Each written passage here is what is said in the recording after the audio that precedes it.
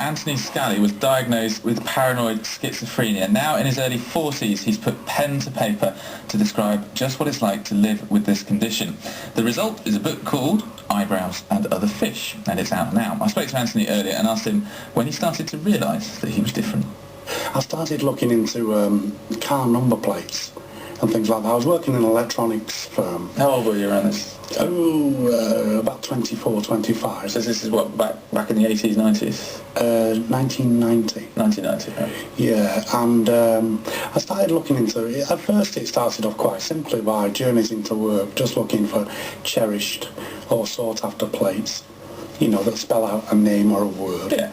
And then I started picking up on numbers and codes and thinking, well, there must be some significance. Now, we all know that the registration, I think it was G-Reg that year, could tell you the year of manufacture. But yeah. I was convinced that these things held other information. And I started making all kinds of judgments about the drivers and the colours of the vehicles. And so when you say other information, what do you mean? The way they voted, their sexuality, whether they'd stolen the car, whether the car was on finance. Did you share any of this with anyone? I wasn't even aware that I was doing. This is what I mean by saying, you know, it goes back further. I wasn't even aware that I was doing it. It was just something I did. And I was working with stock codes and part numbers all day long anyway. And it's just something I did without thinking. But in actual fact, I was thinking far too much. What triggered this then? Well, that's me one on sport.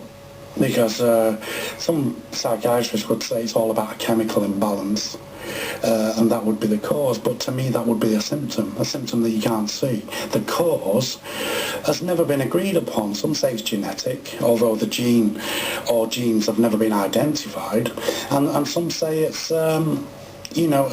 environmental, or the way the developing brain deals with life events. Were you drinking or taking drugs at the time? No, I did, as I explained early on in the book, I'd stopped smoking cannabis when I got this job.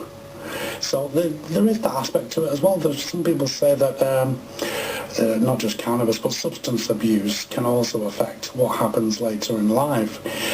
But as I say, nobody knows. Nobody knows. I was abused in care, both sexually and physically, and I thought about that a lot whilst I was ill, and that could have had a bearing on it. But I mean, a lot of people suggest that cannabis can lead directly to paranoid schizophrenia, and there are some people who get paranoid schizophrenia without smoking dope. There are some people who smoke dope and don't develop it. Do you see it in your case as a particular cause? No, because actual quantities and frequency was very minimal. Right. And as I say, I stopped smoking it without a problem. You know, I wasn't addicted or anything. I wish I could say the same for cigarettes. So you started seeing... You're still smoking now, are you? Yeah. Oh, good luck getting off it. As I say, some say it's genetic. There are identical twins where, you know, they've got identical genetic makeup, whereas one will get schizophrenia or be diagnosed with it, and one won't. So the argument has never been proved, and as I say, the gene or genes have never been identified. Where did these thought processes lead you? It was an incredible journey. I was also getting into a love affair or a relationship at the same time. They led me to being sectioned under the Mental Health Act and onto a locked psychiatric ward, which was scary. The people you were with, though, when you were going through that process, from having the initial, perhaps harmless ideas about where numbers and codes were getting sort of extra information attached to them, to actually ending up being recognised by society as being ill, what were people around you saying to you, and what were you saying to them? Well, for a lot of the time, I didn't, you know, nobody knew. It wasn't something that... It was only when my behaviour started to be affected by the thoughts. In what way? What would happen? Well, the way I dressed and the way I interacted with people. Sometimes I felt like I was James Bond on a mission. I really did. And when I say felt like Bond, I mean, Bond is never surprised by anything, is he? But I was reacting to moves, if you like, rather than anticipating them. But the way I interacted with some people at that time was very Bond-like and cavalier. What were you wearing? You say you changed your dress. I decided that orange was my safe colour, and Shame it wasn't black. You probably could have got away with that for longer. Go on, tell me about orange. Why orange, and what did you wear? Well, there was a lot of things about orange. Orange because, well, it is associated with Ireland. Well, that's Stephen. It is associated with... Certain communities within Ireland. With Ireland, and an English aspect as well. Oh, yes, William of Orange, of course. Yeah, and when I say my safe colour, I don't mean something I could get away with at a dinner party. I mean, it was keeping me protected, and orange became key to everything I thought about and saw. What did you actually wear then? Bright orange shirts, orange ties, orange socks. You know, I was I was quite a sketch. Yeah. And on one hospital admission, I actually told a psychiatrist, well, listen, you know, I am William of Orange, because I believed that I'm the Prince of Orange. And he said, well, you do know I'm a psychiatrist. So I said, well, yes I do, but that's not your fault. I'll look after you, don't worry. I was eventually discharged. So you were sectioned in 1990, which was the first time you were sectioned. Tell us what your experience of going through the medical system was. It was a Victorian type of a ward. It was the old... in Manchester? It was the old Springfield Hospital in Manchester, which is in North Manchester.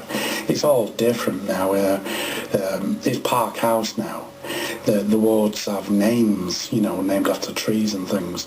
Then they had numbers, and it was a stark hospital environment, and it was like being stuck in a nightmare. And at times it was like I was stuck in a puzzle.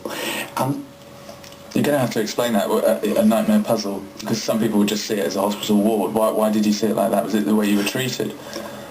Well, I thought the hospital was a set. I thought it was like... at one stage I thought everybody was acting there. I thought it was all for my benefit, and it was all to get me... well, I didn't realise at the time until I was told that I'd been diagnosed with schizophrenia, but I thought it was all to get me labelled or categorised as being mentally ill, to take away my credibility, because I knew what Maggie and her cronies were up to. For me, it was the government, and it was MI5 and things like that. And even after that, I thought that there were a handful of people that ran the world that we didn't elect, that we never see. Yeah. What did you think of the other people? I didn't feel disabled or ill. I felt like, you know, I can see the bigger picture. There's nothing wrong with me. Quite the opposite to being ill. Yeah. Well, you know, how did you view the other patients? As pretty bad actors. You know, I thought, you know, you've been resting too long. I mean, but did you see... Oh, you go, well, they're being really hammy. They're acting up like they're really mad.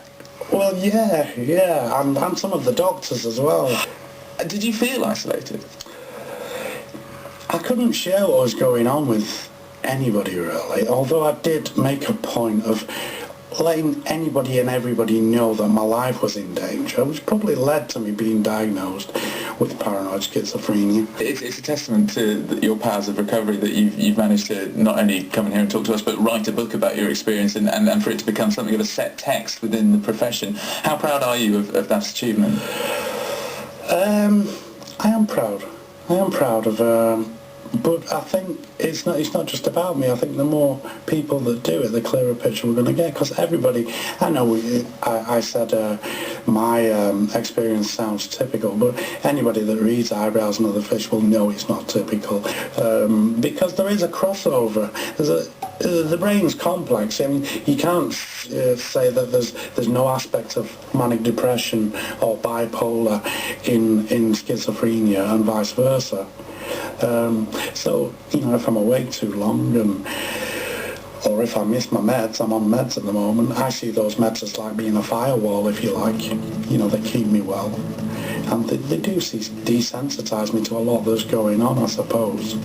That was Anthony Scally, who was diagnosed with paranoid schizophrenia and has come through it to write a book, Eyebrows and Other Fish. My name's Nick Wallace.